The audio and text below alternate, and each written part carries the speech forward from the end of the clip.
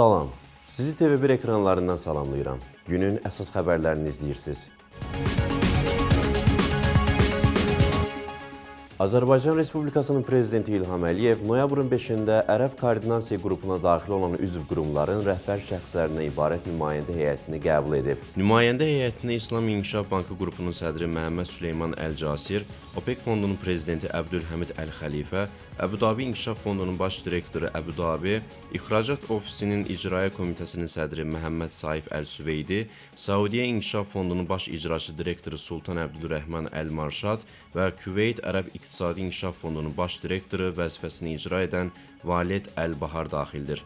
Dövlətimizin başçısı Ərəb Koordinasiya qrupuna daxil olan üzv qurumlarını xüsusilə indiki dövrdə Azərbaycanın Qarabağ və Şərqi Zəngəzurda geniş miqyaslı bərpa tikinti işləri apardığı zaman ölkəmizdə sosial infrastrukturun inkişafı ilə bağlı layihələrə dəstək vermək niyyətini yüksək qiymətləndirdi. Prezident İlham Əliyev vurğuladı ki, bütün bunlar qonaqların təmsil etdikləri mali institutları və ölkələrin xalqları ilə qardaşlıq, dostluq münasibətlərimizi genişləndirir. Azərbaycanda əsas infrastruktur layihələrinin artıq tamamlandığını deyən dövlətimizin başçısı, su, nəqliyyat və digər sahələr üzrə dövlət proqramlarının icra edildiyini və gələcəkdə də müxtəlif istiqamətlər üzrə dövlət proqramlarının qəbul olunacağını vurğuladı. Görüşə görə nümayəndə heyətinin adından dövlətimizin başçısına təşəkkür edən İslam İnkişaf Bankı qrupunun sədri Məhəmməd Süleyman Əl-Casir, işğaldan azad edilmiş Qarabağda, Şuşada olmaqda məmnunluğunu bildirdi.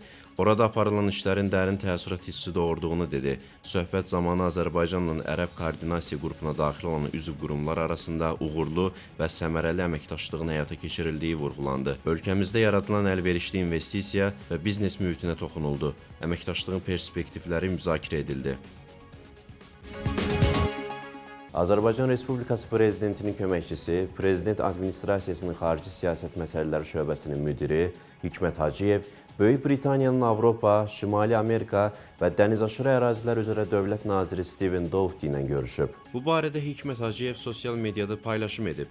Bildirilib ki, görüş strateji tərəfdaşlıq ruhunda keçib. Tərəflər əlaqələrin nəqliyyat, süni intellekt, kiber təhlükəsizlik, rəqəmsallaşma, təhsil, müdafiə və hərbi əməkdaşlıq kimi yeni istiqamətlərdə genişləndirilməsi və dərinləşdirilməsi məsələlərini müzakirə ediblər. Hikmət Hacıyev həmçinin bu axşam keçiriləcək oyunda Qarabağ və Chelsea komandalarına uğurlar arzulayıb.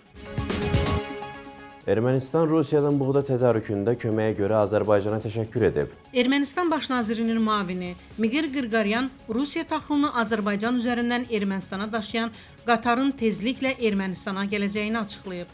O qeyd edib ki, Rusiyadan Ermənistana taxıl aparan qatar artıq Azərbaycan ərazisindən Gürcüstana doğru keçir. Rusiya taxılını daşıyan qatar tezliklə Ermənistana gələcək.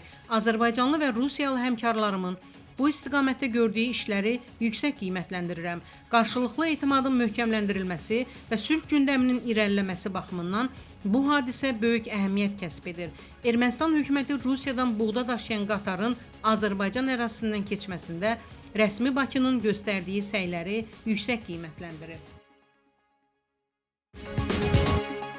Azərbaycanın Cənubi Afrika Respublikasındakı səfirliyi tərəfindən 8 noyabr Zəfər gününün 5-ci il dönümü münasibəti ilə fotosərgi və rəsmi ziyafət təşkil edilib. Tədbirdə müvəqqəti işlər vəkili Hüseyn Rəhimli Vətən müharibəsində xalqımızın cəsarət, şücaət və birlik nümayişindən danışıb.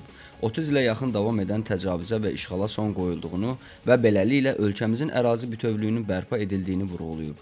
Diqqətə çatdırılıb ki, 2020-ci il sentyabrın 27-sində Ermənistan silahlı qüvvələri geniş miqyaslı təxribata başlayaraq Azərbaycan ordusunun mövqelərini və yaşayış məntəqələrini atəşə tutub. 44 günlük vətən müharibəsində rəşadətli ordumuz 300-dən çox yaşayış məntəqəsini düşməndən geri alıb. Noyabrın 8-də isə Şuşa şəhəri işğaldan azad olunub. Hər il noyabrın 8-i Zəfər günü kimi qeyd edilir. Cənubi Afrika Respublikasının Müdafiə Nazirliyinin Xarici Əlaqələr İdarəsinin rəisi Dion Devos təmsil etdiyi nazirlik adından Zəfər günü münasibəti ilə xalqımıza təbriklərini çatdıraraq Azərbaycanın sevincinə şərik olduğunu dilə gətirib. Pensiya kapitalı şəxsin yaşa və ya əlilliyə görə pensiya təminatı, yaxud o vəfat etdiyi halda ailə üzvlərinin ailə başçısını itirməyə görə pensiya təminatı məqsədi üçün nəzərdə tutulur. Əmək və Əhalinin Sosial Müdafiəsi Nazirliyindən verilən məlumata görə, əmək pensiyaları haqqında qanuna əsasən, pensiya kapitalı müvafiq olaraq fərdi şəxsi hesabın sığorta hissəsində qeydə alınan və fərdi şəxsi hesabın yığım hissəsində toplanan vəsaitlərin məbləğidir.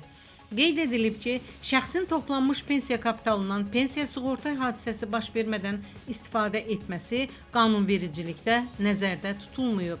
Pensiya kapitalı şəxsin yaşa və ya əlilliyə görə pensiya təminatı, yaxud o vəfat etdiyi halda ailə üzvlərinin ailə başçısını itirməyə görə pensiya təminatı məqsədi üçün nəzərdə tutulur. Şəxs pensiya yaşına çatdıqda və ya pensiya yaşına çatanadək əlilliyə məruz qaldıqda pensiya kapitalı əsasında ona aylıq pensiya təyin olunur. Nəzərə çatdırılıb ki, vəfat etdiyi halda isə pensiya kapitalı müqabilində ailə üzvlərinə pensiya təyin edilərək ödənilir.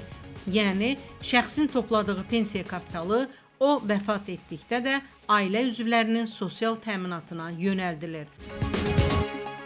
8 noyabr Zəfər gününün 5-ci il dönümü münasibəti ilə sabah Bakıda hərbi orkestrlərinin iştirakı ilə yürüşlər keçiriləcək. Yürüşlər paytaxtın mərkəzi küçə və prospektlərində 3 istiqamət üzrə saat 10-12:00 aralığında təşkil olunacaq. Birinci yürüş Şəhidlər Xiyabanı Alov Güllələri kompleksindən metronun İçəri şəhər stansiyası, Qala qapısı, Azərbaycan Dövlət Kukla Teatrı, Azneft dairəsi, Bəhram Gür heykəlinin qarşısına qədər davam edəcək.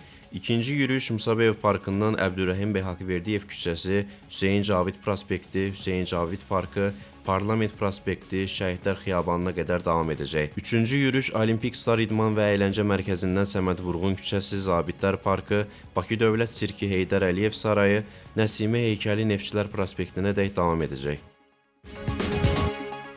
Şəhid övladlarının çəkdiyi rəsmlər əsasında poçt markaları təqdim olunub. Rəqəmsal İnkişaf və Nəqliyyat Nazirliyi Askon Holding şirkətlərindən olan Azərpoçt MMC və Zəfər Şəhid Ailələrinə Dəstək İctimai Birliyinin birgə təşkilatçılığı ilə Zəfər Şəhid övladlarının gözü ilə adlı poçt markalarının təqdimatı və möhürlənmə mərasimi keçirilib. Tədbir şəhidlərin əziz xatirəsinin bir dəqiqəlik sükutla yad edilməsi ilə başlayıb. Mərasimdə giriş sözü ilə çıxış edən Rəqəmsal İnkişaf və Nəqliyyat Nazirinin müavini Rəhman Hümmətov layihənin uşaqların yaradıcı baxışını vətən sevgisi ilə birləşdirdiyini vurğulayıb. Tədbir iştirakçıları şəhid evladlarının çəkdiyi rəsmlərlə tanış olublar və həmin rəsmlər əsasında hazırlanan poçt markalarının söndürülməsi uşaqların özləri tərəfindən həyata keçirilib. Balakən rayonunda yerləşən kafelerin birində xuliqanlıq hadisəsi qeydə alınıb. Balakən rayonunda yerləşən kafelerin birində xuliqanlıq hadisəsi qeydə alınıb. Polisə müraciət edən zərər çəkmiş aralarında yaranmış mübahisə zamanı tanışı Vasif adlı şəxsin bakalı onun başına vuraraq xəsarət yetirdiyini bildirib. Daxili İşlər Nazirliyinin mətbuat xidmətinin Şəki regional qrupundan verilən məlumata görə rayon polis şöbəsinin əməkdaşlarının həyata keçirdikləri tədbirlərə cinayət əməlini törətməkdə şübhəli bilinən əvvəllər də məhkum olunmuş 40 yaşlı Vasif Məmmədov saxlanılıb. Faktla bağlı cinayət işi başlanılıb. Araşdırmalar davam etdirilir. Qarabağ bugün UEFA Çempionlar Liqasının əsas mərhələsində növbəti oyununu keçirir. Azərbaycan Çempionlar Liqa mərhələsinin 4-cü turunda Bakıda Chelsea-ni qəbul edir. Tofiq Bəhramov adına Respublika stadionunda keçirilən qarşılaşmanı Avstriyadan olan hakimlər briqadası idarə edir. Maçın baş hakimi Sebastian Gschamer, onun köməkçiləri Roland Riedel və Santino Schreinerdir. 4-cü hakim funksiyasını isə Walter Altman yerinə yetirir. Bu komandaların 3-cü duelidir. Əvvəlki iki oyunda Çempionlar Liqasına təsadüf edib. Komandalar 2017-2018-ci illər mövsümündə qrup mərhələsində üz-üzə gəliblər. Hər iki qarşılaşma London klubunun xeyrinə başa çatıb. Qeyd edək ki, ilk 3 turdan sonra hər iki komandanın aktivində 6 xal var. Turnir cədvəlində Qarabağ 13-cü, Chelsea isə 11-ci pillədə qərarlaşıb. Komandamıza uğurlar arzu edirik. İndi isə noyabrın 6-sına olan hava durumu ilə tanış olaq. Milli Hidrometeorologiya Xidmətindən verilən məlumata görə sabah Bakıda və Abşeron yarımadasında hava şəraitinin dəyişkən buludlu olacağı, arabir tutulacağı, əsasən yağmursuz keçəcəyi gözlənilir. Lakin 5-dən 6-sına keçən gecə və səhər bəzi yerlərdə çiskinli yağış yağacağı ehtimalı var. Şimal-şərq küləyi əsəcək. Havanın temperaturu gecə 9-13, gündüz 15-18 dərəcə isti olacaq. Atmosfer təzyiqi 768 mm civə sütunu, nisbi rütubət 70-80% təşkil edəcək. Azərbaycan rayonlarında havanın əsasən yağmursuz keçəcəyi proqnozlaşdırılır. Lakin gündüz bəzi şərq rayonlarında qısa müddətli yağış yağacağı ehtimalı var.